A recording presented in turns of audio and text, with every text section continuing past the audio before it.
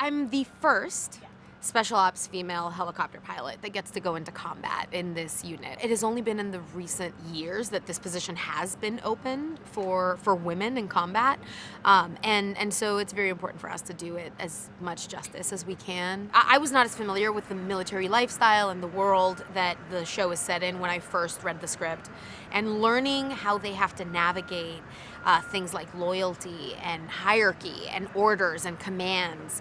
That was really interesting to me. The fact that, even in a relationship, they're not allowed to touch on base, and there's not allowed to be any basically signs of affection, because that blurs lines, and how important those lines are to be clear.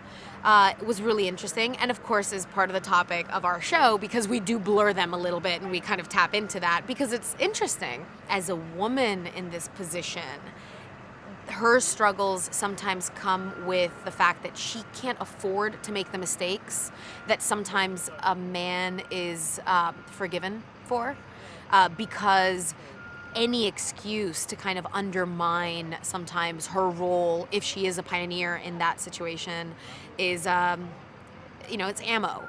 I think that the addiction in particular, and in this case the painkillers, I've portrayed addiction in other forms before. This is the first time that it's very much a coping mechanism, and I think that is what was so interesting.